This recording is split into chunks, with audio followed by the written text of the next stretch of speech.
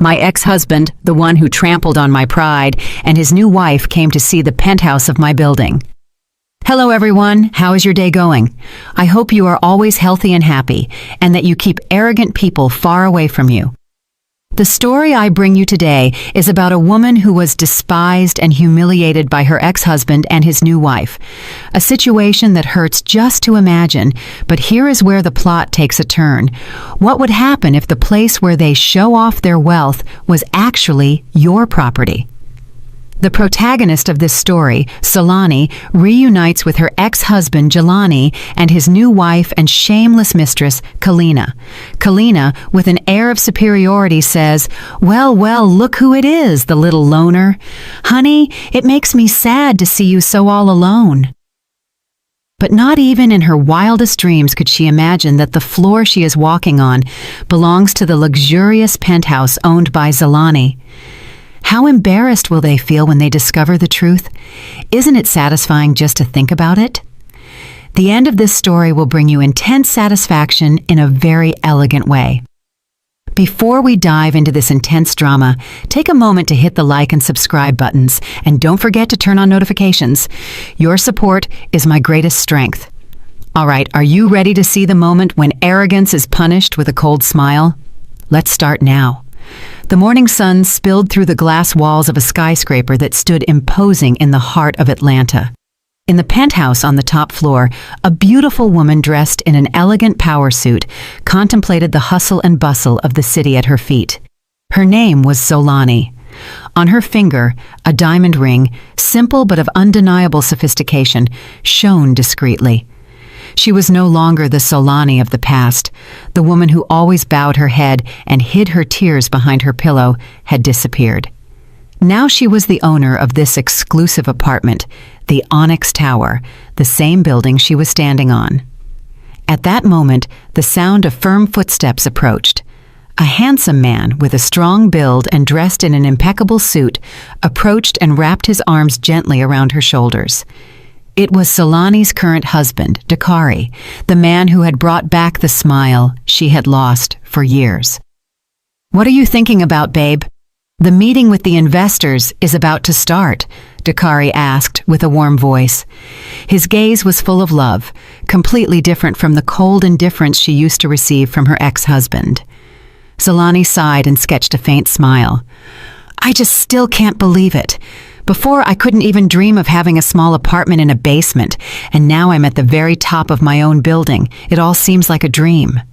Dakari squeezed her hand. It's not a dream, Solani. It's the result of your hustle, your tears, and your prayers. You deserve all of this. You are no longer the weak woman they abandoned. Dakari's words transported Solani 5 years back. The wounds had healed, but the scars remained vivid in her memory. That was the darkest day of her life. In the cramped living room of her in-laws' house, cluttered with flashy objects to fake wealth, Solani was kneeling on the cold floor. In front of her, her ex-husband Jelani and her ex-mother-in-law. Their faces were flushed with irrational, useless anger. The words of her then mother-in-law echoed in her ears. Her accusing finger pointed directly at Solani's face. Look at Kalina. She's a career woman, beautiful, and makes serious money. And what are you? A parasite that just consumes in this house. Our Jelani needs a woman who elevates the family's status, not a burden like you.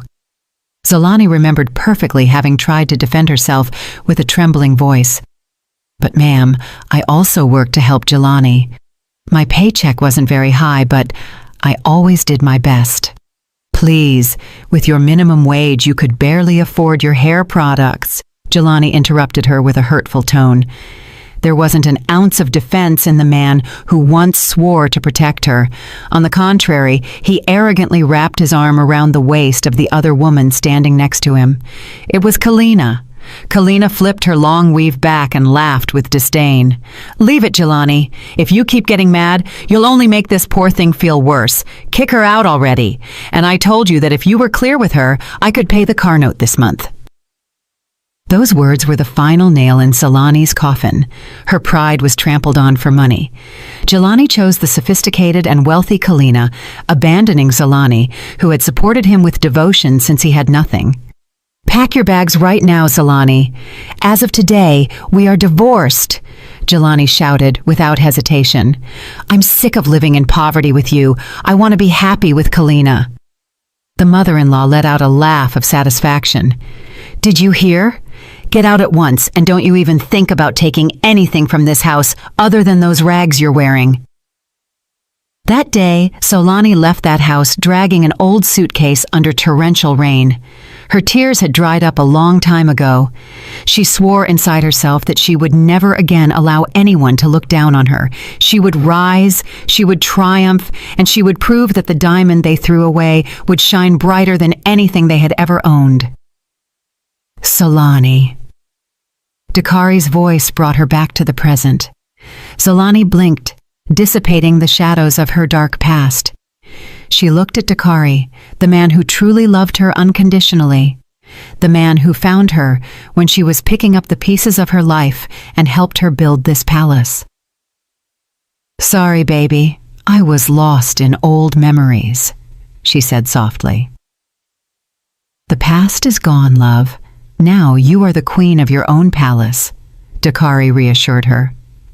Oh, by the way, Mr. Thorne says there are some prospective tenants who insist on seeing the penthouse on this floor. They say they are important people and are willing to pay a good price. Do you want to receive them yourself, or should we leave it to Mr. Thorne? Zalani adjusted her blazer. Her imposing aura resurfaced. Let them see, whoever they are. If they can pay, they are our clients, but I prefer to observe from a distance first. I don't want just anyone messing up our masterpiece. Dakari nodded. Understood. Then, let's go down to the lobby for a moment to check that everything is ready at the reception. I've been told the clients have already arrived and are parking. They headed to the private elevator. Zalani did not know that Destiny had prepared a surprising encounter for her. Downstairs, a rented black sedan had just entered the lobby area of the building. Inside were a restless Jelani, a Kalina who wouldn't stop touching up her makeup in the mirror, and Jelani's mother, who wouldn't stop marveling at the majesty of the building through the window. This is wild, Jelani. Now this is a luxury building, exclaimed Kalina with sparkling eyes. Can you imagine the envy of my friends at the country club when they find out I live in this penthouse? You have the money for the rent, right? Jelani wiped a drop of cold sweat from his forehead. You have plenty, babe. Don't worry, for you, I'd do anything. But inside, Jelani knew he had drained all his emergency savings just to keep up appearances. Great, intervened his mother from the back seat. I can't wait to show off to the neighbors. We have to show them how successful my Jelani is, not like that Solani who knows how her life is going. On the ground floor, the elevator doors opened with a soft ding. Solani walked out elegantly alongside Dakari. At that precise instant, the automatic glass doors of the lobby slid open. The three people from her past entered, decked out and ready to face a destiny that would turn their arrogance upside down. Zalani hadn't seen them yet, but the air in the lobby felt heavy, as if a storm was about to break. The clicking of Kalina's heels resonated with special stridency on the gleaming marble floor of the Onyx Tower. She walked as if she were a supermodel, with her sunglasses deliberately placed on her head to hold back her perfect hairstyle. In her right hand, a flashy designer bag, as if she expected all eyes to focus on her. Behind, Jelani's mother followed with a forced smile, striving to match the style of her ostentatious daughter-in-law. Jelani, meanwhile, walked last with a step that denoted anything but confidence. Every now and then he patted his jacket pocket to make sure his wallet was still there. Cold sweat began to run down his temples. Although the lobby's air conditioning was working perfectly, his mind was in chaos. His bank account balance was in the red, but vanity and Kalina's insistence had led him to set foot in that luxurious place.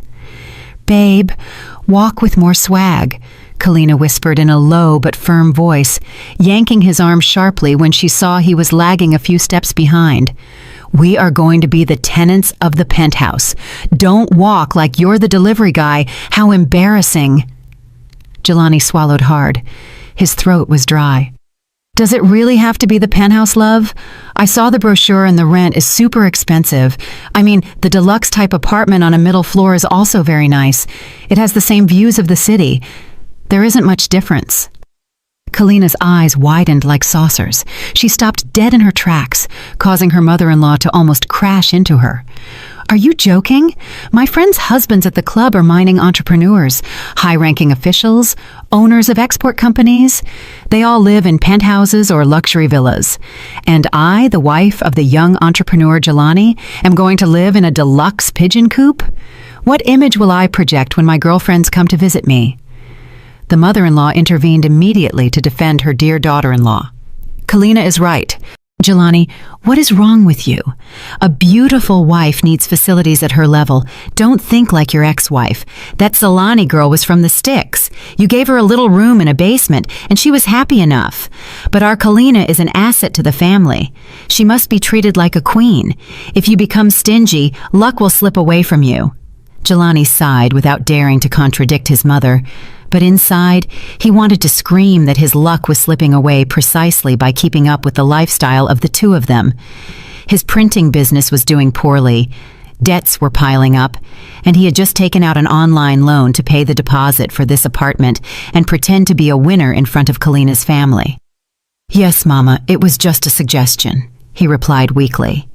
They headed back towards the reception desk, which looked imposing with its black granite walls and a crystal chandelier. There, several employees in impeccable uniforms greeted visitors with kindness. Kalina dropped her bag on the counter, producing a dull thud to get attention. "Excuse me, we are here to see the penthouse on the top floor. It's still available, right? My husband will pay for the year in advance in cash if necessary," she said loudly, so everyone around her could hear. The receptionist was a bit surprised by Kalina's tone, but smiled politely. "Good afternoon, ma'am. Welcome to the Onyx Tower." "Yes, that is correct. The royal penthouse on the top floor has recently been remodeled and is ready to be occupied. However, to visit the unit, you must first go through an identity verification process and be accompanied by one of our senior agents." "Identity verification? Why so many complications? We are rich, not some bums looking to spend the night here," snapped the mother-in-law, losing her patience. "My son is the director of a company. He has plenty of money. It's just swiping the card. There is no need to complicate it so much." Jelani intervened quickly before his mother caused a bigger scene. "Excuse me, it's just that my mother doesn't like to wait. Please, process it as quickly as possible." Under Jelani's name, he handed over his ID with a trembling hand. While the receptionist processed the information, Kalina took out her smartphone. She started a live stream on her social media, pointing the camera toward the high and luxurious ceiling of the lobby. "Hey everyone, I'm at my new apartment. Look how wild this is. It's super luxurious. My husband is the best. He felt bad that I was living in a normal house. Pray that the contract goes well, guys. As soon as I have the keys, I'll give you a tour." Kalina chattered to the camera with an affected and sugary tone. Jelani could only look at his wife with a vacant expression. He remembered the times with Solani. She never asked for anything, even saving on daily expenses to gather money for Jelani's business. Back then, he thought Solani was boring and unsociable.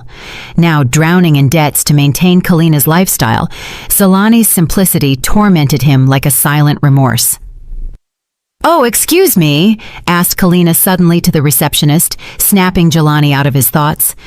"What are the neighbors like here? I mean, are they people of our level? I hate having ghetto or noisy neighbors." The receptionist smiled with an enigmatic air. "Don't worry, ma'am. The residents of the penthouse are very select people. In fact, the owner of the building herself frequently uses her private office on this very floor. She is a person of great distinction." "That's how I like it. That is our level, right, Mama?"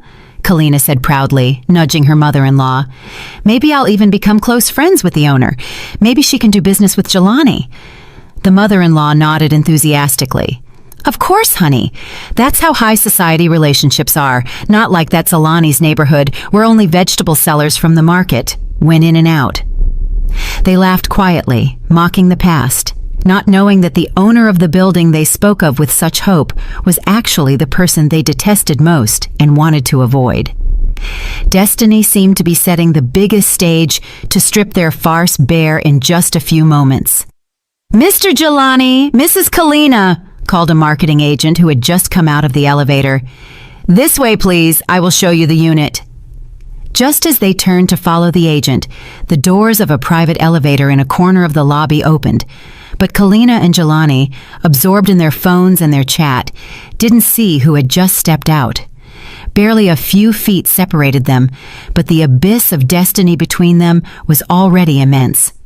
The agent, named Mr. Vance, guided the small group down a hallway of elevators with golden marble walls, enthusiastically explaining the facilities of the infinity pool and the private gym, for exclusive use by residents of the upper floors.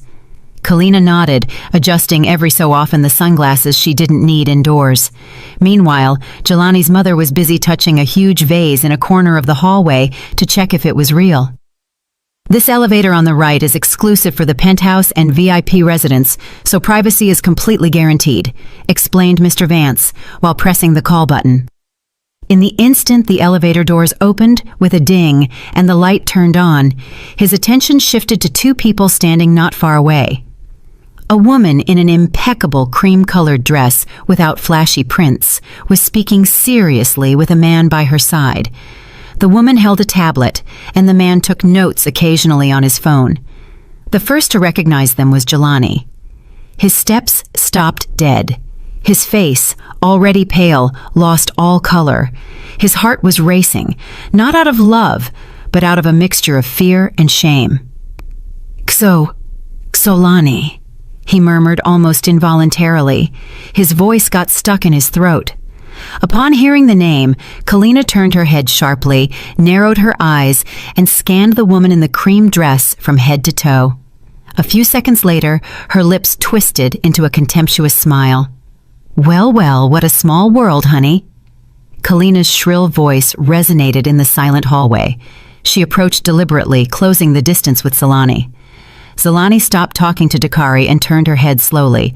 Her face was serene. There wasn't a hint of surprise. It was as if she were looking at a lost stranger. Her gaze was soft but piercing, completely different from the Xolani of 5 years ago, who always bowed her head in fear. "Well then, what are you doing here?" blurted Kalina, crossing her arms and looking at Xolani with a critical and challenging stare. "You wouldn't happen to be selling insurance in this expensive building? Or is it that you clean here now?" The mother-in-law stepped forward immediately to stand next to her daughter-in-law. She wrinkled her nose as if she smelled something unpleasant, even though a soft and expensive vanilla perfume emanated from Xolani. "No wonder the air suddenly got stale," she said loudly with sarcasm. "Turns out it stunk of past failure. Step aside. Don't get in the way of successful people." Jelani stood frozen behind his mother, not daring to look Xolani in the eyes. He felt insignificant. Although Xolani dressed simply, without his mother's flashy jewelry or Kalina's giant logo bags, a powerful dignity emanated from his ex-wife. But Jelani's panic-stricken brain refused to admit it. He preferred to cling to his mother's idea that Xolani must be in a tough situation. Dakari's jaw, standing next to Xolani, began to tense. His hands were already clenched into fists, ready to reprimand the rudeness of the two women in front of him. As a husband who adored Xolani, he couldn't stand them insulting her in her own building. "Excuse me, but watch your words," Dakari started to say, but a soft hand stopped him by grabbing his arm. Xolani shook her head and signaled him with her eyes. "Not yet. Stay still." Then Xolani looked alternately at her ex-mother-in-law and Kalina. There was no anger in her voice, only a cold and indifferent tone. "Go ahead, Mrs. Kalina. This hallway is wide enough for everyone. I'm not in anyone's way." "What an attitude she has," huffed Kalina, rolling her eyes. She pulled on the arm of Jelani, who was still paralyzed. "Let's go, babe. Don't look at her anymore. Don't want the poverty to rub off on us. We have to go up to see our palace." The mother-in-law spat discreetly to the side. Luckily, it didn't hit the marble floor, but it was a clear sign of contempt. And let it be clear to you, Zalani, don't you even think about coming to ask Jelani for money when you see us living here. We will act like we don't know you." Zalani merely smiled slightly, a smile whose meaning was difficult for them to decipher. "Of course, ma'am. I promise you that your son won't have to beg for a single dime. Enjoy the visit." The marketing agent, Mr. Vance, who had felt uncomfortable witnessing the family drama, hastened to guide his clients toward the already open elevator. "This way, please, folks. The elevator is ready." Jelani's group entered the elevator. Just before the doors closed, Kalina gave Zalani a mocking farewell gesture. Jelani, for his part, lowered his head deeply, avoiding a last exchange of glances with the woman he had abandoned. The elevator doors closed. The digital numbers above began to ascend. After their departure, silence reigned again in the lobby hallway. Dakari let out the air he had been holding, his breath agitated by suppressed anger. "Why did you stay quiet, babe? Those two have poison on their tongues. I wanted to call security right now to have them thrown out." Zalani looked back at her tablet screen as if nothing had happened, as if the insult a moment ago had just been a gust of wind. She tapped the screen a couple of times, checking the status of the penthouse her ex-husband was heading to. "Losing our temper in the lobby would only lower us to their level, honey," she replied wisely. She looked at her husband sweetly. "Let them fly high for now. The higher they fly with arrogance, the more painful the fall will be when they realize their wings are fake." Zalani turned her head toward the elevator that carried Jelani. "It's not the best comedy of the day. They want to brag about property in a place whose deed is in our safe." Dakari remained silent for a moment, and then a smile of admiration appeared on his face. He caressed Zalani's head. "You are incredible. Your patience is terrifying, babe. Come on, love, to the CCTV control room," said Zalani, walking toward the staff elevator. "I want to make sure our special guests receive the service they deserve and a surprise they won't forget in this life." Meanwhile, in the elevator rising at full speed, Kalina kept complaining. "Ugh, what bad luck. They soured my day," she grumbled, while looking at herself in the mirror on the elevator wall. "By the way, honey, did you see her clothes? Looked like swap meet fabric, totally bland. She must be having a terrible time since you divorced." "Yeah, it seems so," replied Jelani dryly, but his mind was elsewhere. He had seen out of the corner of his eye the watch the man with Zalani was wearing. Jelani knew that watch. It was a limited edition that cost the same as a 3-bedroom apartment. Who was that man? If Zalani was poor, why was the man by her side wearing such luxury? That question began to eat away at his peace of mind, but he was too afraid to find the answer. Ding! The elevator doors opened on the top floor. The true spectacle of wealth now unfolded before their eyes, ready to trap them in the illusion they themselves had created. When the elevator doors opened slowly, the mouths of the chatty Kalina and her mother-in-law snapped shut, not out of fear, but out of pure amazement. Before them stretched a living room that was at least 3 times larger than the rental apartment they lived in. The white marble floor with gold veins reflected the light of a gigantic crystal chandelier that hung majestically from the 20-foot-high ceiling. Huge glass windows stretched from wall to wall, offering a breathtaking panoramic view of the metropolis at their feet.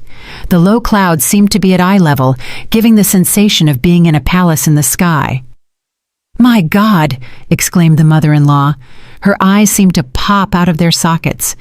Her hands trembled as she touched the cream-colored leather sofa, which looked incredibly soft in the center of the room. This is heaven on earth, son. Just this sofa must cost more than our neighbor's car." Kalina was not far behind. She ran straight to the large window and opened her arms as if she wanted to embrace the entire city. "Incredible! Incredible! This is the life, baby!" she shouted euphorically. She spun around, and the skirt of her dress puffed out. Then she looked at Jelani with bright, demanding eyes. "Look at this, honey. This landscape is perfect for the background of my social media promo photos. I don't care. We have to live here, period." The marketing agent, Mr. Vance, smiled politely. It was a professional smile trained to deal with clients who are easily dazzled by luxury. "This is the royal suite type. It has an area of 3,800 square feet, smart home system, 3 bedrooms with ensuite bathrooms, a private office, and exclusive access to a helipad if necessary. "Helipad!" exclaimed the mother-in-law, ecstatic. She hit Jelani hard on the shoulder. "Did you hear, Jelani? A helipad? That means that when we are even richer, we can buy a helicopter and park it upstairs. Oh, I imagine the face that corner store clerk will make when she finds out we live in such a spectacular place. She'll have a heart attack." Jelani could only force a tense smile on his face. He clutched the price sheet he had just received from Mr. Vance tightly. The figures it contained churned his stomach. The annual rent was equivalent to 2 years of revenue from his printing business, assuming it went well. But the reality is that right now, the business was completely stagnant. "Babe, why are you standing there? Take some pictures of me," urged Kalina, posing with her legs crossed on the black granite bar counter. "Quick, and get the angle to make me look elegant." Jelani obeyed with a tired step, took out his phone and photographed his wife, who posed busily as if she were the queen of the world. On his phone screen, a notification from an online loan app appeared fleetingly. "Your loan payment is due today. Please make the payment immediately to avoid penalties." Jelani hastened to swipe the notification away before Kalina saw it. "Very well, Mr. Vance," said Jelani, trying to make his voice sound deep and authoritative, although cold sweat continued to run down his back. "But is there any special discount if we pay in cash? I mean, if we pay a year in advance?" Kalina frowned upon hearing the word discount. "Honey, don't be cheap.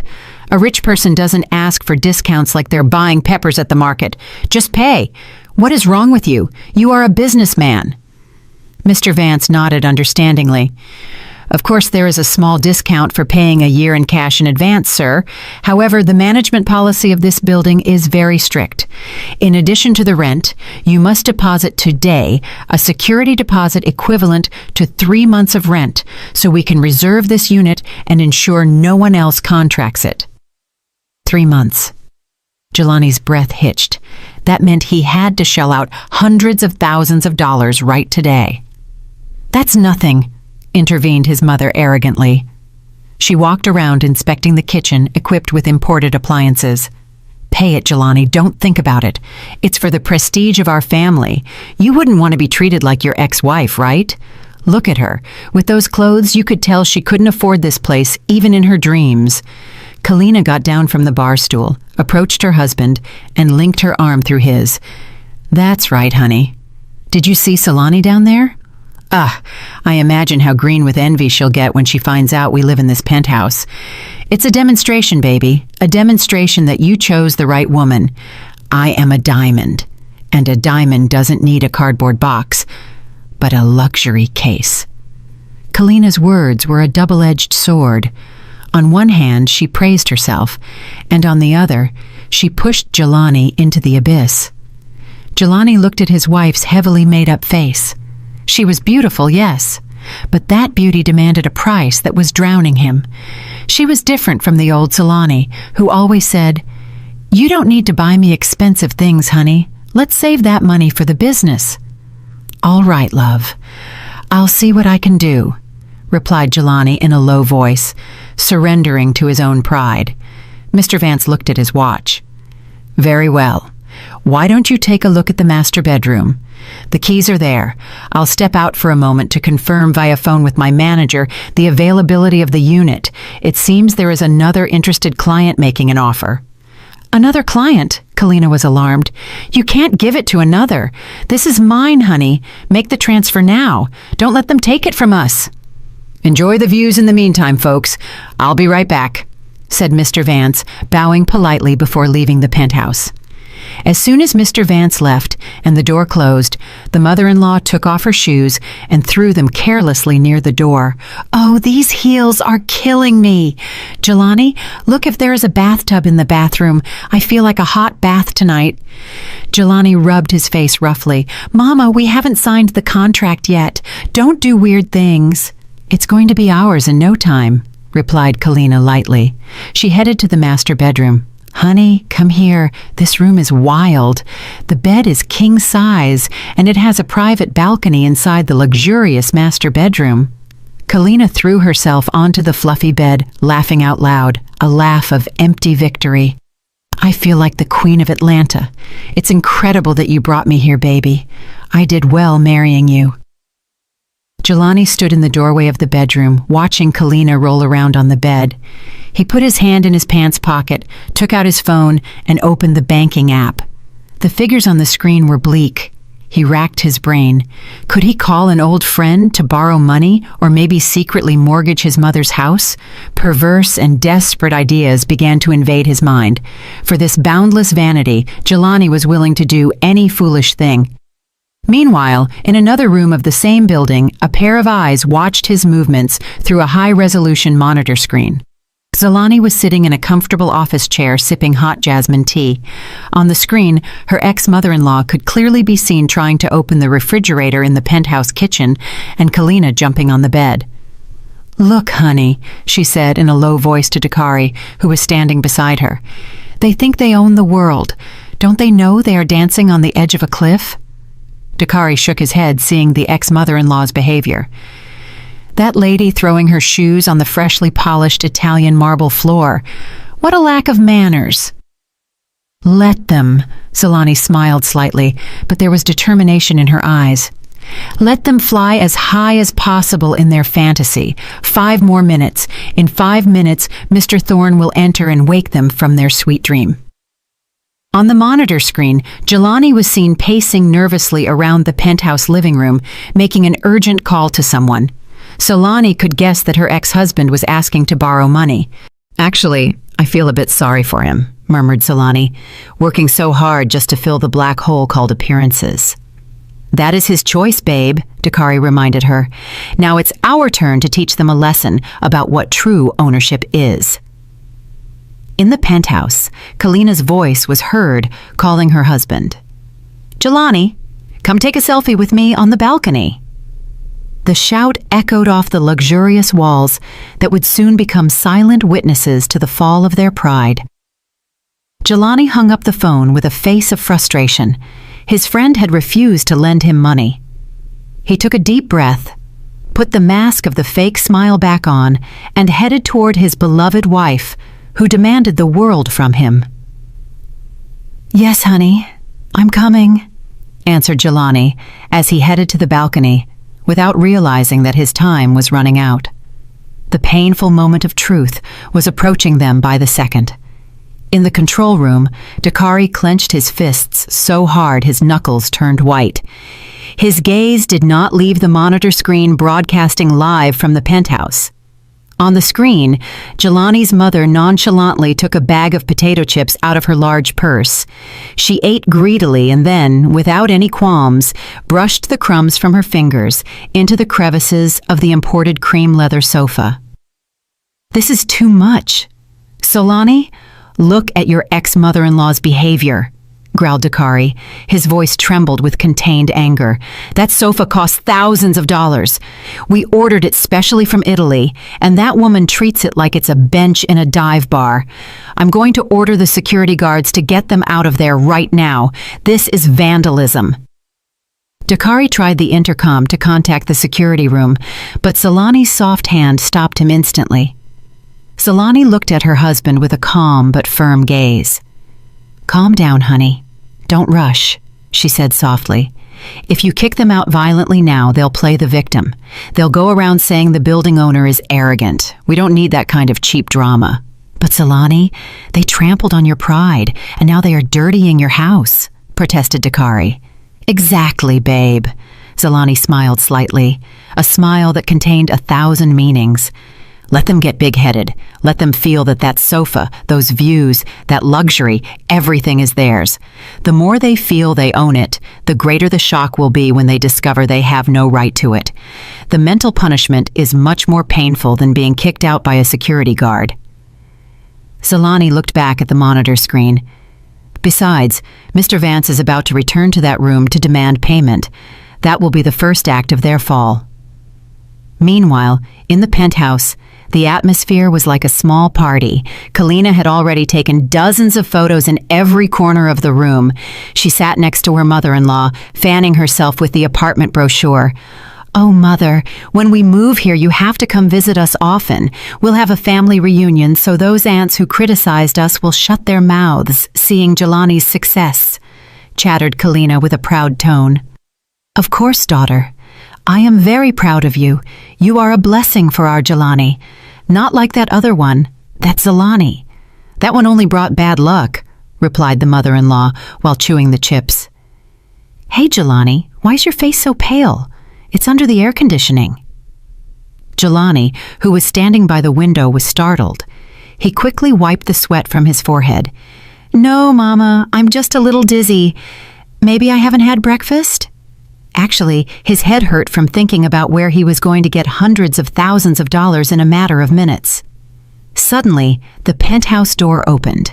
The marketing agent, Mr. Vance, re-entered with a card terminal in one hand and a thick folder of contracts in the other.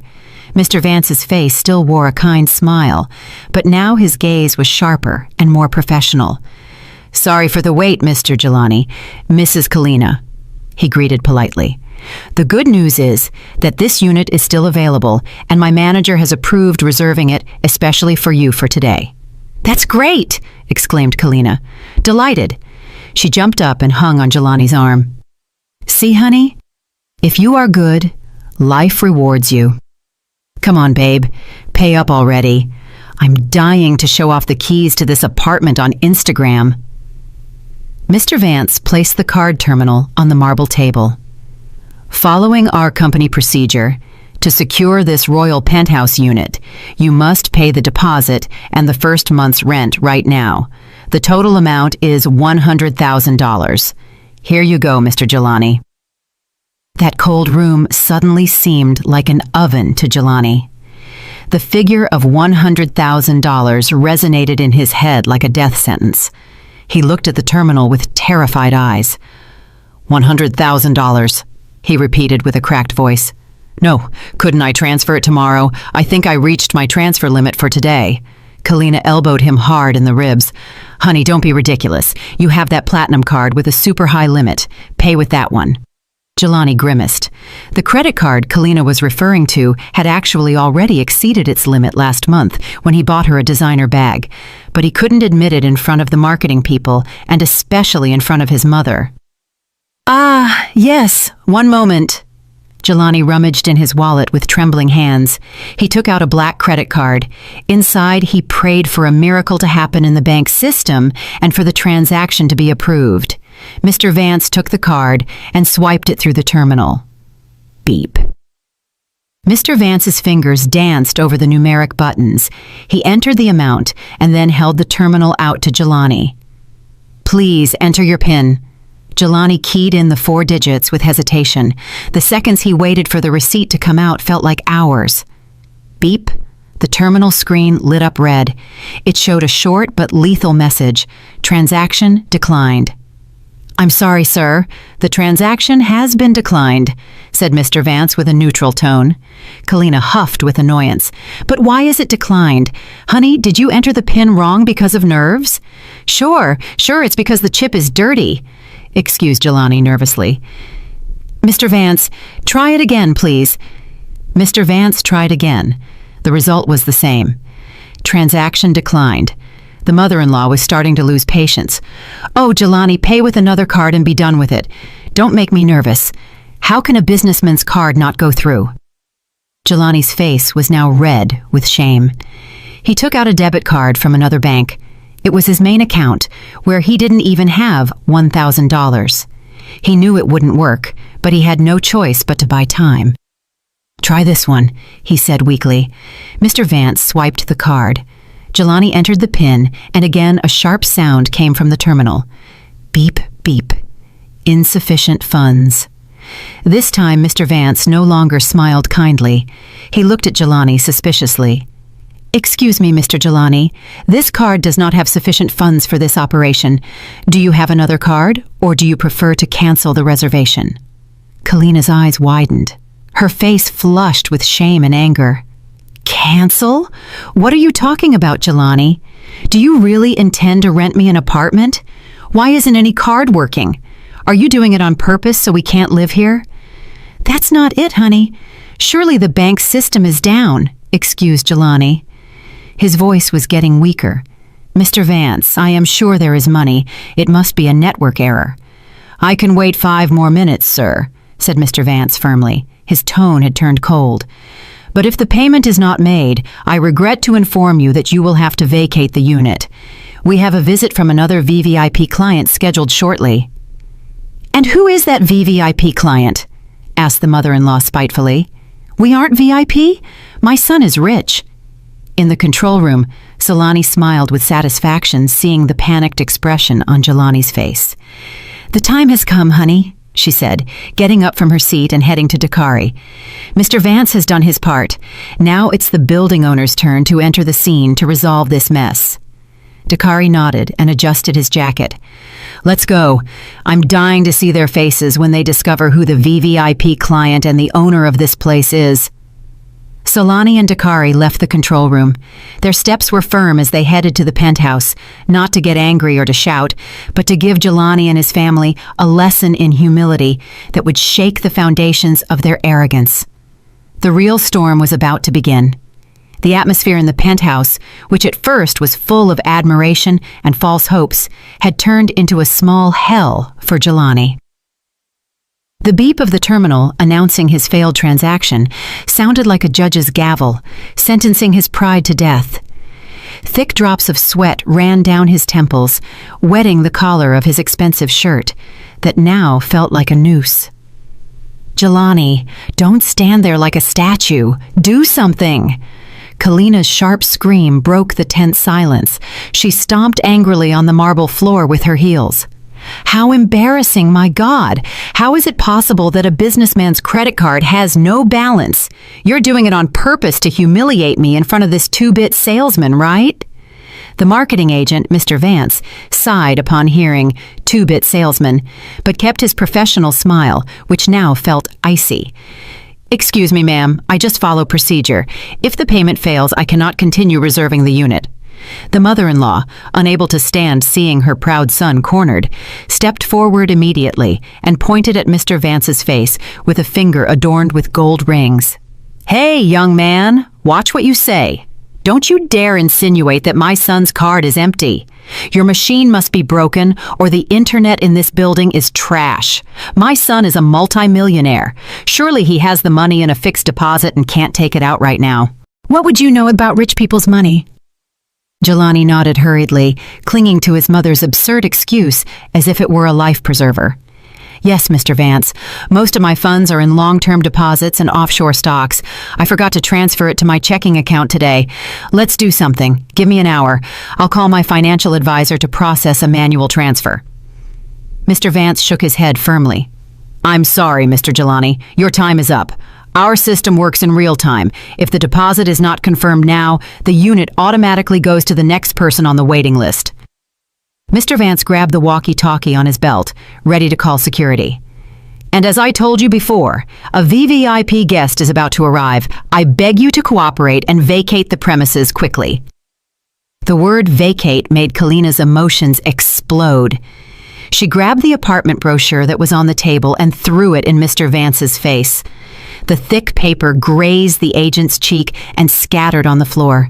How dare you kick me out? She shouted hysterically. Her pretty face, now disfigured by anger, looked scary. You don't know who my husband is. You don't know who I am. I can buy your stupid pride with money. Call your boss right now. I'm going to file a complaint. I'll have you fired today for insulting a future penthouse tenant. Jelani was mortified. He tried to calm his wife down by pulling her arm back. Honey, calm down. Don't shout. Let's talk things over calmly. Let me go, shouted Kalina, pushing Jelani's hand away roughly.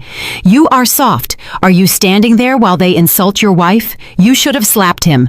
Call your high-ranking friends. Tell them we are being treated unfairly here. The commotion was increasing. The mother-in-law also joined the shouting, accusing Mr. Vance of giving them a broken terminal to scam them.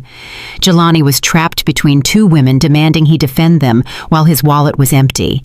He felt the world spinning. The image of the calm and submissive Jelani suddenly came to his mind in a brutal contrast to Kalina's fury.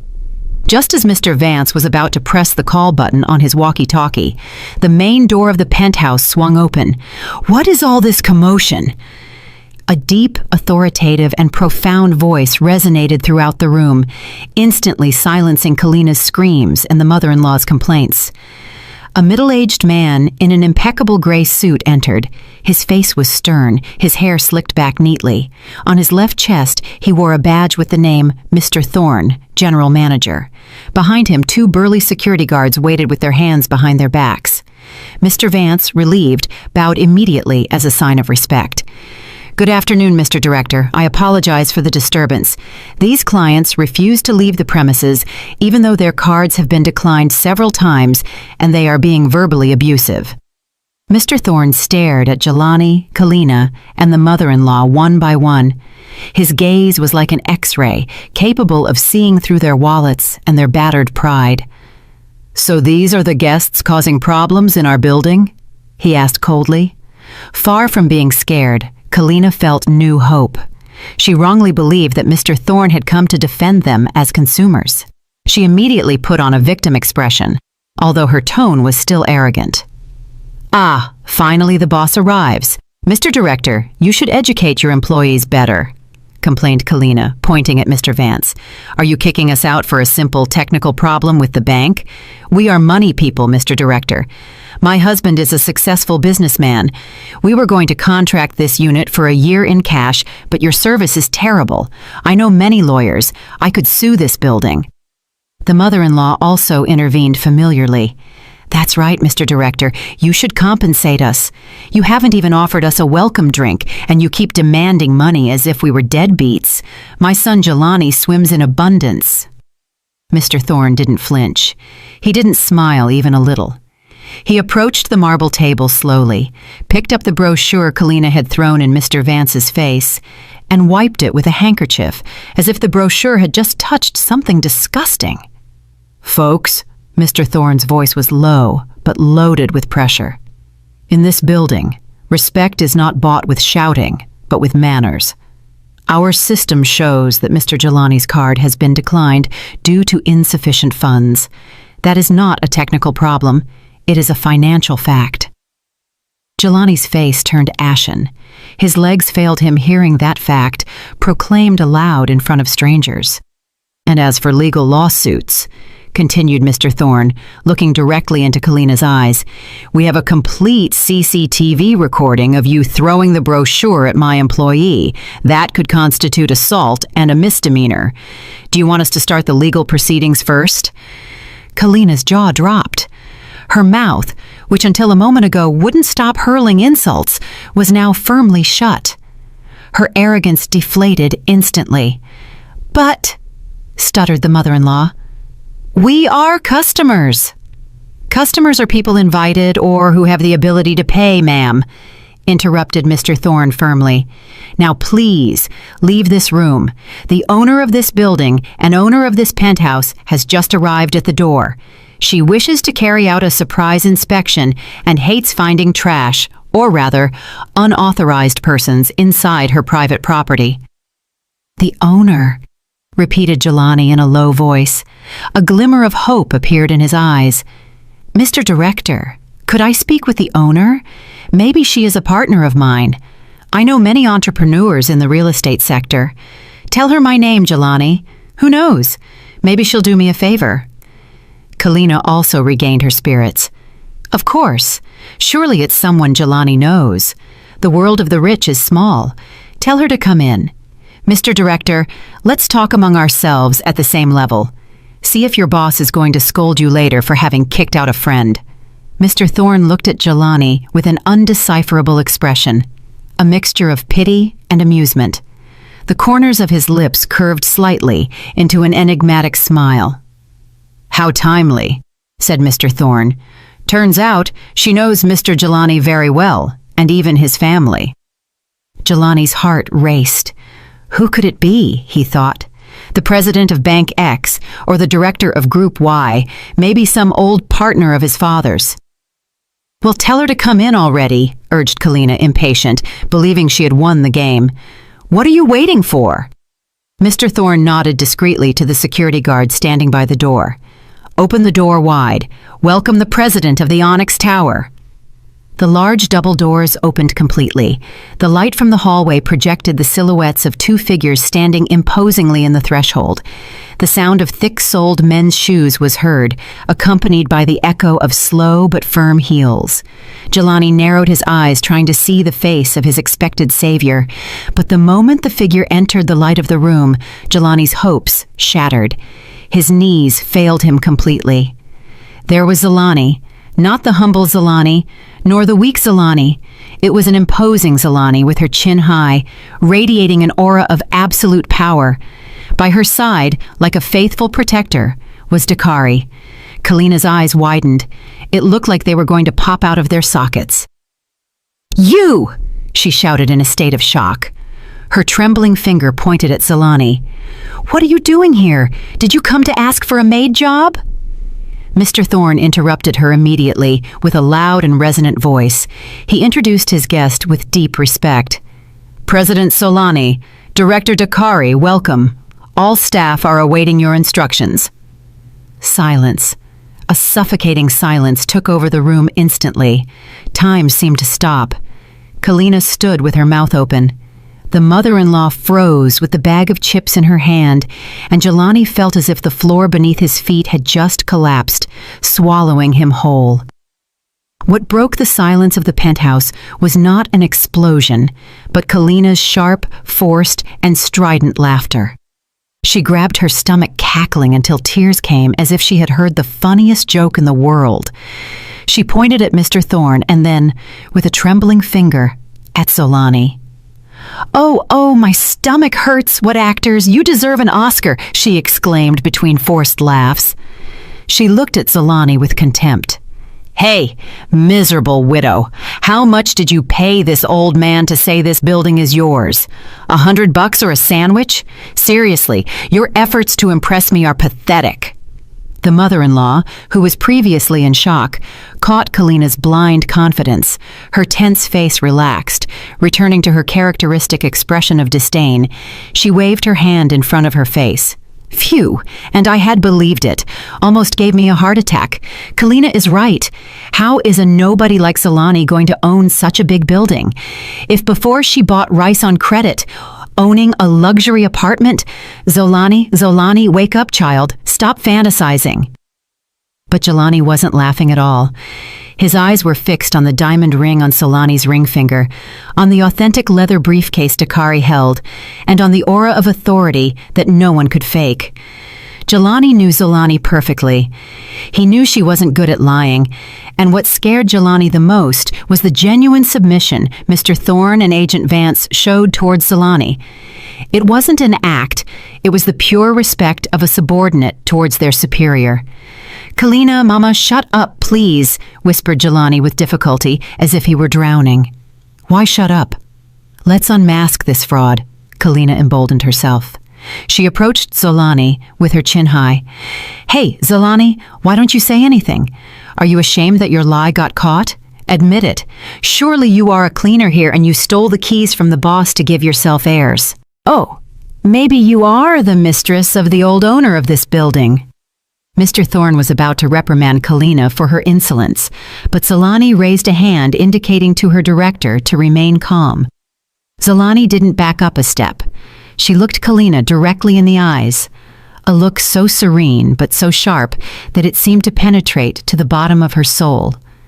Slowly, Zalani smiled, not a kind smile, but a pitying smile. "Go on, Kalina," said Zalani with a low voice, but one that resonated clearly in the room. "Let out all the trash you have in that little head of yours. The more you talk, the more you are exposing yourself as the only ghetto person in this room." Zalani averted her gaze, as if Kalina no longer deserved her attention. She passed by her and walked calmly toward the sofa where the mother-in-law had sat before eating chips. Zalani ran her fingertips over the leather surface of the sofa and saw the scattered crumbs. "Mr. Thorne," called Zalani without turning around. "Yes, President," replied Mr. Thorne quickly. "This Italian imported Chesterfield sofa is stained with cheap food crumbs," said Zolani coldly. "Take note, replace this sofa with a new one immediately or donate it. I don't want an object in my penthouse that rude people have sat on." It was like lightning. The word hit directly in the mother-in-law's chest.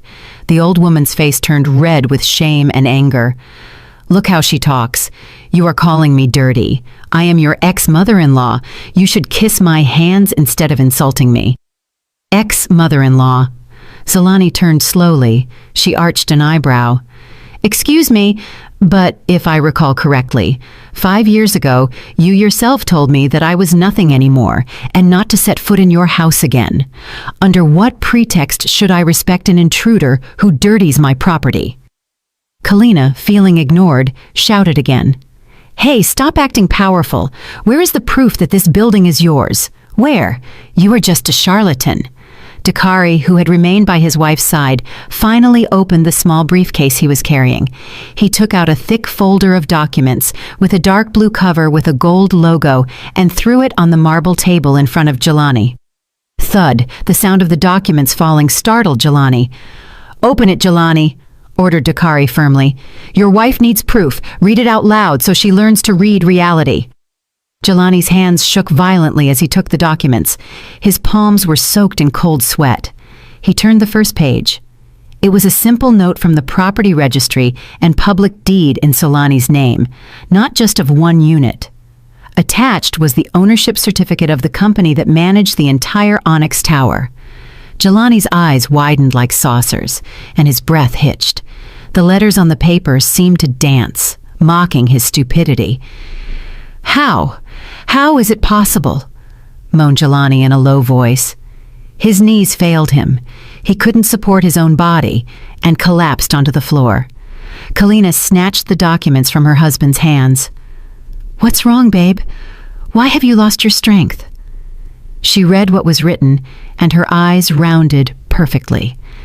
She turned the pages again and again, looking for a flaw, a trace of forgery, but everything was authentic. The notary's seal, the registrar's signature, and there, Solani's name as sole administrator. This is fake. You forged the deed," accused Kalina hysterically, but her voice was starting to sound desperate. "It's impossible. A starving nobody like you can't have all this. Not even Jelani, who has worked to exhaustion, can buy it. How are you going to be able to?" Zolani approached the three of them, who now looked pathetic. Her steps were elegant, but they sounded threatening. "The world turns, Kalina, Jelani," said Zolani softly, but sharply. "Before, you discarded me like trash because I didn't have money. You called me a burden. You said I wasn't on your level." Zolani opened her arms, showing the luxury of the penthouse surrounding her. "Now I am the owner of the building you coveted so much, the same place you bragged about on social media as if it were yours. And you are here like failed tenants who can't pay the deposit, with the credit card declined, insufficient funds, and the worst attitude." Jelani lowered his head deeply. Tears of regret began to appear in his eyes. His shame was now unbearable. He wished the earth would swallow him. He realized that the woman he had despised and abandoned for the wasteful Kalina was actually a woman capable of conquering the world. The mother-in-law, seeing the real proof, changed her attitude instantly. Her fawning nature came to light. She approached Zolani with a pitying face and tried to take her hand. "Zolani, my daughter," said the mother-in-law with a falsely sweet voice. "Honey, before was just a joke. I knew you would triumph. My prayers have always been with you. Oh, how proud I am that my daughter-in-law has become a great president." Zolani withdrew her hand before the mother-in-law touched her, as if avoiding something dirty. Her gaze was icy. "Stop the theater, ma'am. Tickets for that show are sold out." Zolani rejected her firmly. Kalina, seeing her mother-in-law fawn, felt even more cornered. Her great pride prevented her from admitting defeat. She threw the deed on the floor. "Bah, surely you got it with black magic or dirty money," she shouted blindly. "Jelani, let's go. I don't want to be in this cursed place anymore. It stinks of spiritual poverty." "One moment. Dakari stopped them when Jelani tried to get up with difficulty. Dakari looked at Jelani harshly. "You can go, but after resolving a matter." "What else now?" snapped Kalina. "You have entered private property without permission. You have caused a disturbance. You have dirtied the facilities and you have verbally assaulted my employee," explained Dakari calmly. "Mr. Thorne, calculate the material and immaterial damages they have caused today. Include the cost of cleaning the sofa and the psychologist's fees for Mr. Vance for the hit with the brochure." Mr. Thorne nodded quickly. "Understood, Director. Compensation for damages is estimated at about $500. "What?" exclaimed the mother-in-law. $500? Thieves, we only sat for a moment." "Do you pay, or do we call the police for trespassing and property damage?" threatened Dakari coldly. "Choose. Do you pay the fine and leave quietly? Or do you leave escorted by the police and appear on the news as the family that made a scene in a luxury apartment because they didn't have money?" The threat of the news and the police instantly deflated Kalina's momentum. She was a vain person who cared a lot about her image on social media. If she went viral for being kicked out by the police, her social life would be over. "Papay, honey," stuttered Kalina, shaking Jelani's shoulder, who was still standing without strength. "Not the police. How embarrassing, honey." Jelani looked at his wife with empty eyes. "But where do I get the money, Kalina? My cards are empty." At that precise instant, in front of his ex-wife, Jelani felt he had hit rock bottom as a man. He couldn't protect, he couldn't pay, and he didn't have an ounce of pride left. Jelani watched the scene without excessive satisfaction, only a deep understanding that karma doesn't need to be sought. It finds its own address. The atmosphere in the luxurious penthouse felt colder and more sinister now than a morgue. Jelani's confession, that his cards were empty and that he didn't have a dime to pay the $500 fine, floated in the air like a thick black cloud. "Empty," repeated Kalina with a trembling voice. Her face, previously red with anger, was now pale. She looked at her husband with disbelief. "What do you mean, honey? Don't joke in an emergency situation like this. You are a businessman. You have a car, a business. What do you mean you don't even have $500? Jelani lowered his head even more. His shoulders slumped, as if he were carrying the weight of the world. He didn't dare look into his wife's eyes, much less Zolani's, who remained standing in front of him calmly. "The business is completely ruined, Kalina," whispered Jelani with a cracked voice. "You can barely hear the car. I pawned it last month to buy you that fake Hermes bag you wanted. The credit cards are all maxed out paying your social club fees. I don't have anything anymore." "What?" exclaimed Kalina and the mother-in-law in unison. Kalina immediately grabbed her bag and nervously rummaged inside to take out Jelani's phone. She demanded roughly that he unlock the screen. "Open it. I'm going to see your bank app right now," she shouted hysterically. Jelani, with trembling fingers, obediently opened the mobile app. Kalina snatched the phone from him and stared at the screen. The figure that appeared was not millions, nor hundreds of thousands, nor even thousands. Balance, $150. And below a notification of late payment for an online loan of $20,000 whose deadline was today. "Lies," murmured Kalina, losing strength in her hands. The expensive phone fell from her hands and crashed against the marble floor with a sharp sound. The screen cracked like Kalina's heart at that moment. "You have been deceiving me all this time. You said you were rich, a successful businessman, but you were just a broke loser." The mother-in-law, who was watching the situation, also began to get hysterical. She shook Jelani. "Jelani, tell me it's not true. How did you go broke supporting this one? Where are my savings that I lent you for the business? Don't tell me you spent them too." Jelani could only cry in silence. They were the tears of a man whose pride had been shattered in front of the woman he had abandoned, Zolani, and the woman he had idolized, Kalina. "I'm sorry, Mama. Forgive me, Kalina. I just wanted to make you happy. I thought if our life was luxurious, luck would accompany us, but I was wrong." "You weren't wrong, you were crazy!" shouted Kalina, losing her mind. She hit him in the chest with her bag again and again. "Scammer, useless man! If I had known this, I wouldn't have married you. I regret it. I regret it so much." The scene was truly ironic. The family that barely 5 minutes ago boasted arrogantly of fake wealth was now attacking and blaming each other for money. Zalani watched the drama of their ruin with an impassive expression. There was no joy in her heart, only deep compassion. In the end, Jelani and his family lived in a hell they themselves had created, a hell called appearances. "Enough!" Zalani's voice cut through the commotion. It was calm but firm. Kalina stopped hitting. Her breathing was agitated. The tears had run her thick makeup, leaving her looking disastrous, like a clown in the rain. Zalani approached them. "Look, $50, which is nothing to me, have been able to destroy the harmony of your family in a matter of seconds. It is truly pathetic." Zalani turned to Dakari. "Honey, cancel the claim for damages." Dakari frowned. "But Zalani, they—" "Cancel it," interrupted Zalani softly but firmly. "Demanding money from someone who doesn't know if they will eat tomorrow is like extorting a beggar. I don't want their money. Their money doesn't bring good luck." The expression, extorting a beggar, hit Jelani's face harder than any slap. He felt flayed alive. The ex-wife he had despised for being poor now pitied him, considering him little better than a beggar. Zalani looked back at Jelani.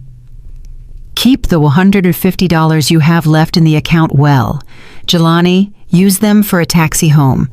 The rental car downstairs surely has overdue payments too, right?"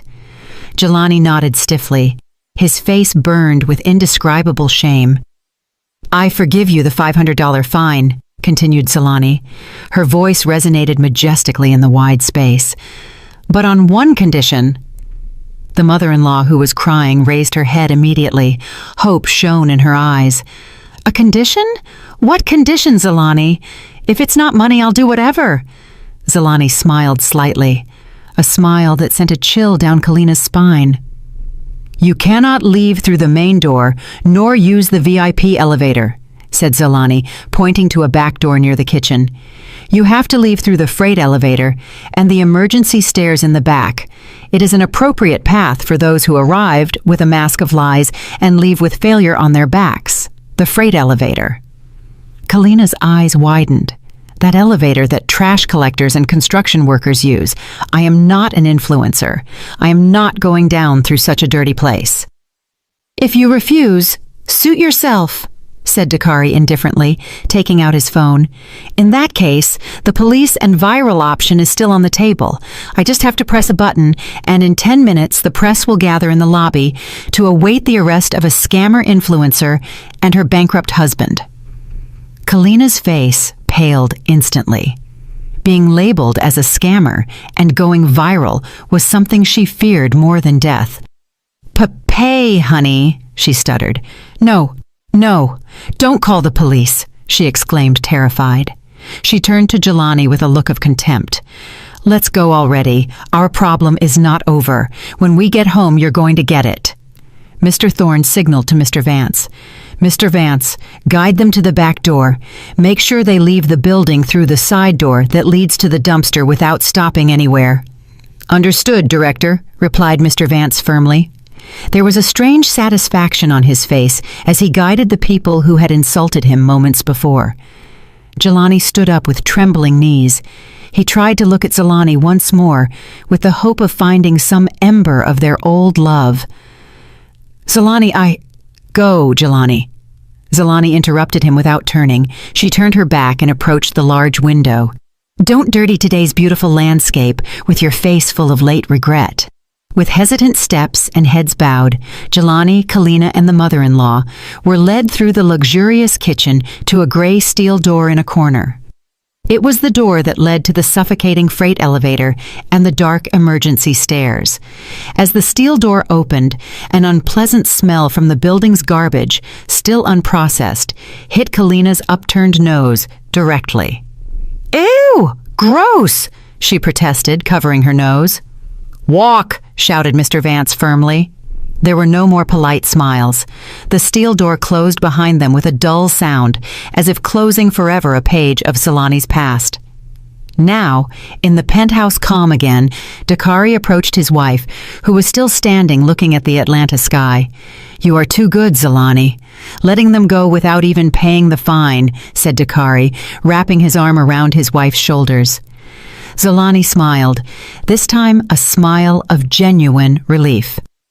"A financial punishment would only cause them more physical pain, honey, but making them go home with the shame, the mutual accusations, and the awareness of having lost a diamond for a stone, that is mental torture that will haunt them all their lives, and that is much more painful." Dakari nodded. "Agreed. So what is the plan now? I know you aren't done with Jelani. I saw how you discreetly slipped a business card into his jacket pocket when he passed." Zolani laughed quietly. Her eyes shone with intelligence. "You caught me. That's right. This drama isn't over yet. In fact, the decisive act will begin tomorrow morning.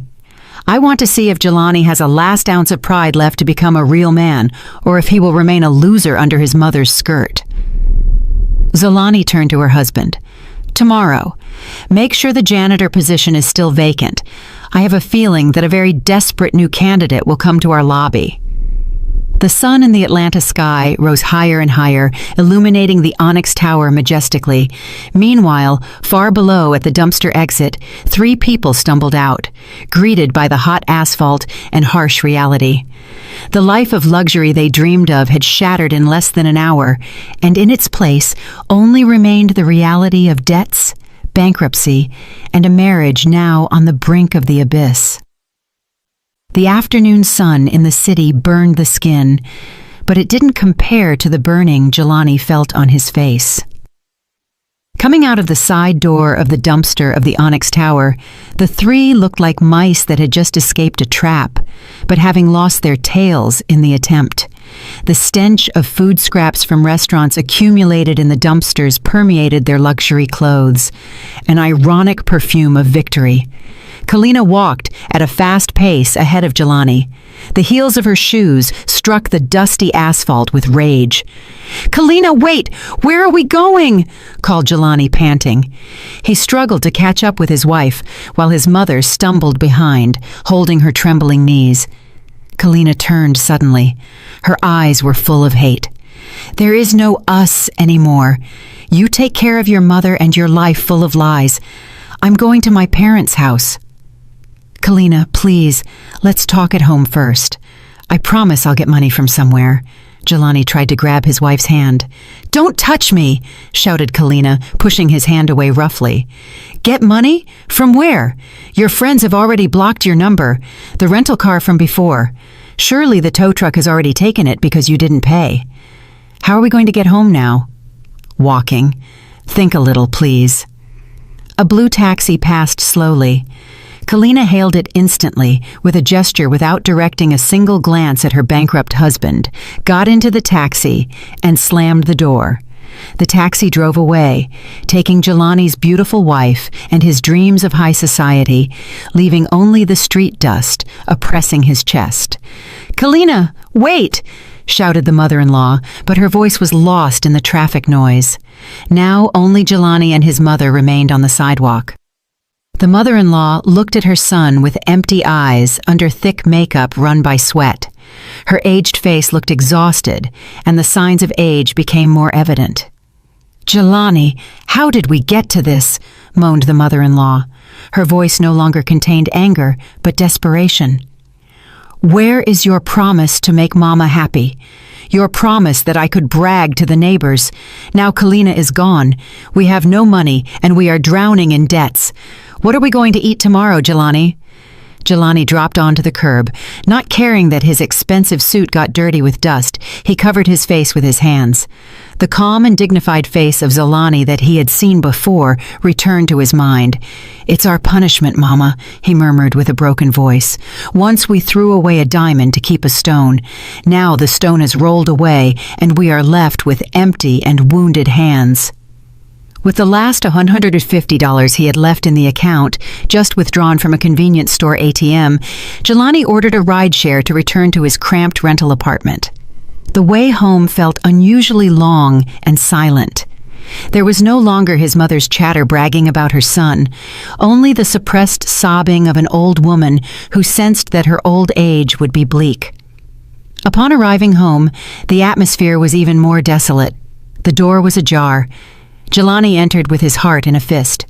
As expected, the closet was open and empty.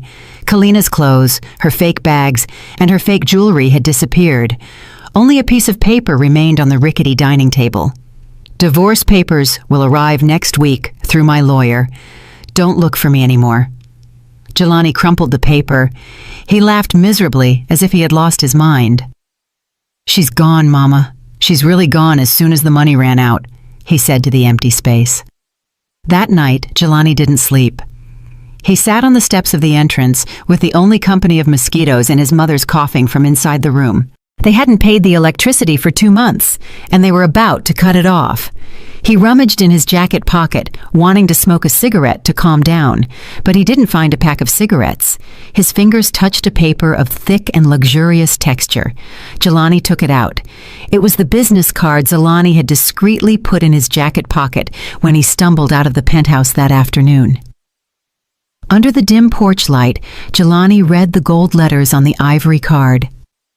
Solani, president of the Onyx Group. On the back was a note written in neat and firm handwriting. "A man's pride is not measured by the expensive clothes he wears, but by the courage with which he assumes responsibility for his life. If you are tired of being the king of a fake fairy tale, come tomorrow at 8 a.m. The back door is always open for those who want to work hard and start from scratch." Solani. Jelani couldn't finish the sentence. He felt a tightness in his chest. It was like receiving one slap after another. The ex-wife he had divorced for not being on his level had become the only person offering him a way out when the world turned its back on him. Jelani didn't give him money. She gave him a chance to wash away the sins of his laziness and vanity. "The effort to start from scratch," murmured Jelani. The idea of becoming a cleaner or a warehouse worker in his ex-wife's building was, of course, extremely humiliating. His pride rebelled. An ex-businessman turned cleaner. What will people say? But then he heard his mother groan with hunger from the room. He saw his empty wallet, remembered Kalina's contemptuous look. Pride. What pride is there to protect when your mother goes hungry and debts harass you? Jelani pressed the business card against his chest. Tears ran down his cheeks. That night, among the ruins of his life, Jelani made the most important decision. He would kill the fake businessman Jelani that night, and a new Jelani would be born the next morning, even if that meant swallowing humiliation more bitter than bile. The next morning, a radiant sun shone over the financial district. The Onyx Tower stood firm, reflecting the golden light. In the rear parking area, where employees and workers entered and left, the morning attendance check was taking place. The cleaning staff, in their dark blue uniforms, were preparing by grabbing their battle tools, brooms, mops, and rags. Exactly at 8 in the morning, a man approached the rear security post. He no longer wore an expensive suit. He wore a slightly worn white shirt and simple black pants. His hair was no longer impeccably slicked with gel, but looked clean and tidy. His face still showed signs of fatigue, but his gaze radiated a different determination. It was Jelani. He approached the marketing agent, Mr. Vance, who was talking to the head of security. Mr. Vance recognized the man instantly. He arched an eyebrow with surprise. "Mr. Jelani," he called hesitantly. "What are you doing here? Did you come to look for yesterday's rental car?" Jelani shook his head in silence. He took a deep breath, throwing the last vestiges of his pride into an imaginary trash can. With a slightly trembling but firm hand, he handed Jelani's business card to Mr. Vance.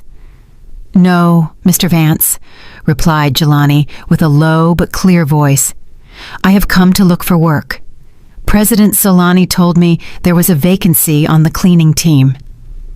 Mr. Vance stood in silence looking at Jelani with disbelief. There was a moment of silence between them. Some security guards who had witnessed the commotion in the lobby the day before turned to whisper with mockery. "Isn't that the arrogant guy from yesterday? Coming to ask for a janitor job?" Jelani's face reddened hearing the whispers, but he didn't back down. He remained standing, looking intently at Mr. Vance. "I need this job, Mr. Vance. Please communicate it to the president. I am willing to be assigned to any position. I am ready to work." Mr. Vance smiled slightly. This time it wasn't a professional smile, but a sincere smile. He saw the change in Jelani's eyes. There was no arrogance anymore. "Understood, Jelani. Follow me to HR," said Mr. Vance politely, but without using the excessive title of Mr. anymore. "But remember, the rules here are strict. No special treatment for knowing the owner."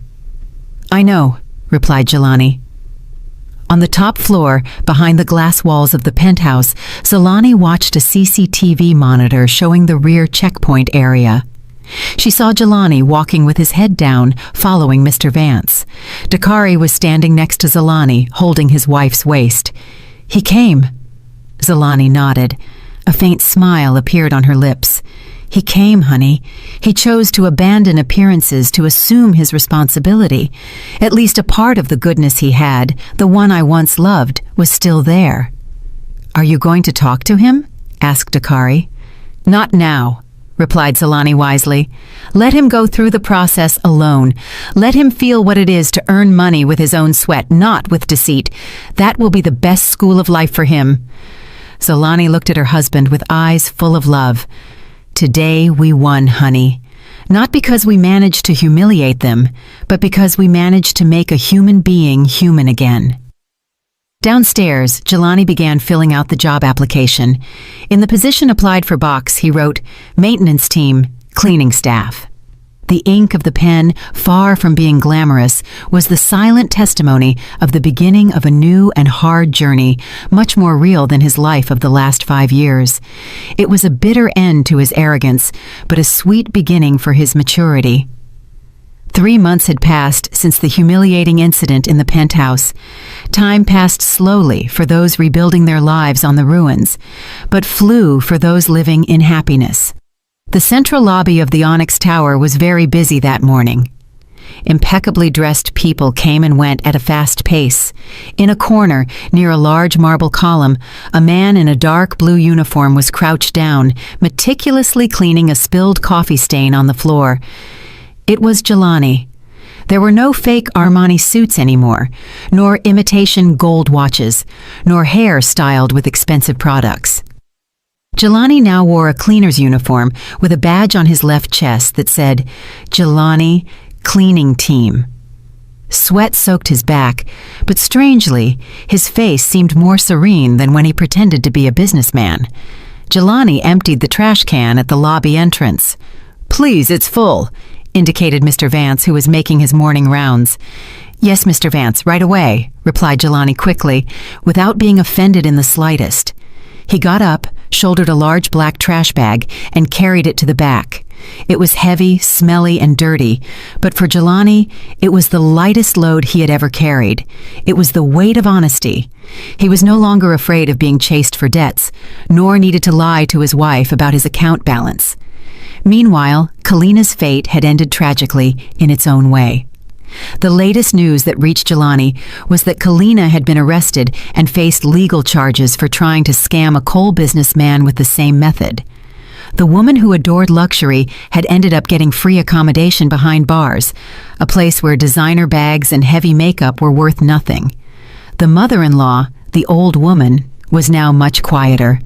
Every afternoon she waited in the doorway of her modest rental apartment for Jelani to return.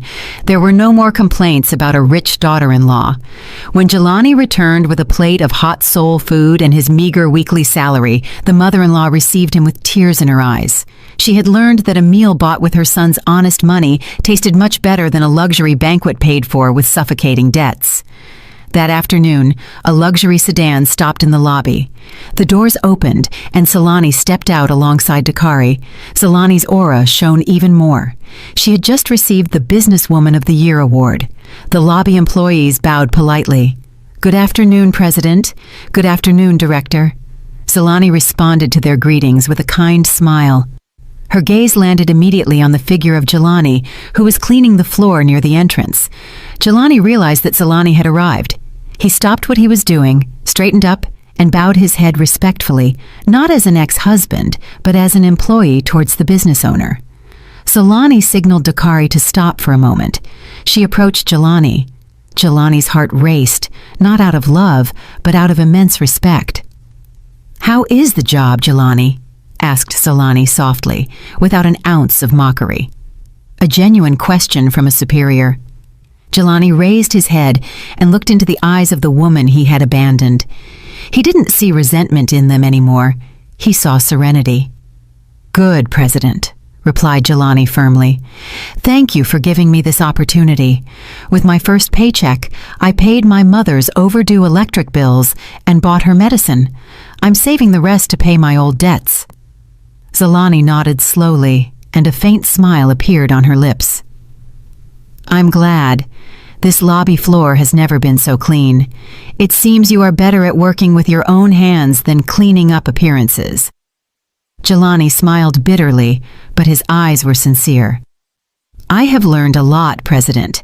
I have learned that a man's honor is not measured by the expensive clothes he wears, but by the courage with which he assumes responsibility for his life. I want to ask for your forgiveness for all my past. I know an apology won't change anything, but I want you to know that I regret it." Solani stared at Jelani. She saw his hands now rough and calloused, the hands of a hard worker. "The day you bravely walked through the back door and picked up that broom, I had already forgiven you, Jelani," said Solani sincerely. "The past is over. Now concentrate on being a good son to your mother. Let your fatigue be the price you pay to wash away your sins." Solani then turned to Dakari, who looked at her with pride. "Let's go, honey. The board of directors is waiting for us." Dakari wrapped his arm around Solani's shoulders. Before leaving, Dakari patted Jelani lightly on the shoulder. "Good job, Jelani. Keep it up." "Thank you, Director," said Jelani, bowing. Solani and Dakari headed to the VIP elevator and left the lobby. Solani didn't look back. For her, Jelani was no longer the shadow of a painful past. He was just one of the hundreds of employees working in her skyscrapers. Solani had obtained the greatest victory, not seeing Jelani destroyed, but seeing him heal from the disease of the soul that had ruined his life. Appearances. Jelani returned to the handle of the mop. He saw his reflection on the marble floor he had just cleaned. He no longer saw the figure of a pathetic fake businessman. He saw an ordinary man fighting to straighten out his life, one floor at a time. Outside the building, the sun shone brightly. But in the hearts of Solani and Jelani, the storm had passed. Each had found their true place. Solani, at the peak of success with humility, and Jelani on the ground floor with a new awareness. Life goes on, and the floor of the Onyx Tower shone brighter today than ever, reflecting the light of honesty that had finally defeated the darkness of appearances. Don't judge people by the clothes they wear today. The wheel of life turns incessantly. Luxury built on the foundations of appearance and debts will crumble in the blink of an eye. On the contrary, success forged with effort, honesty, and patience will remain firm forever.